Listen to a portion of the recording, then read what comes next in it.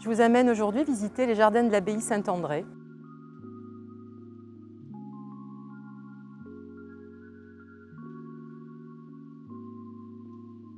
Alors, on est ici pour visiter donc ces deux jardins. Parce qu'en fait, les jardins de l'abbaye Saint-André sont composés de deux jardins. Le jardin méditerranéen, celui du bas, qui a été imaginé et créé par Elsa Köberlé et Genia Lyubov. Et celui qui est donc en hauteur, en terrasse, le jardin sauvage, qui est plus récent et qui est entretenu par l'excellent jardinier Olivier Riccomini, qui va nous donner quelques conseils de jardinage. C'est la base du jardin avant les plantes, c'est le sol. Voilà, on oublie ça. Donc soit on a les moyens, mais c'est peut-être pas forcément, je trouve, la manière la plus intelligente de procéder, de modifier totalement un sol parce qu'on a une idée précise et qu'on veut réaliser. Ici, dans l'ensemble, les sols sont assez pauvres, très calcaires, drainants, caillouteux, etc.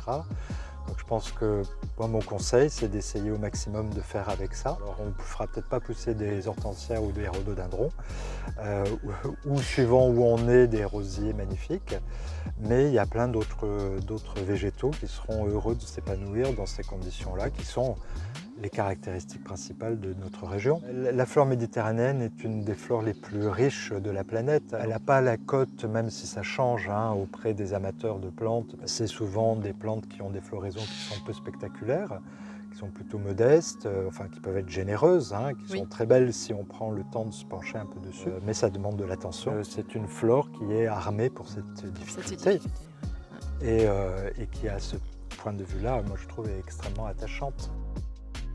Moi, j'aime venir ici pour me ressourcer, me détendre sur ce petit banc là, face au Palais des Papes. Je trouve que c'est un moment privilégié que je m'accorde. Donc si vous voulez aussi découvrir par vous-même les jardins, la magie des lieux, je vous conseille de venir faire une visite guidée. Il y a des visites guidées toute l'année, ou bien venir tout seul comme ça, déambuler et vous faire une idée par vous-même.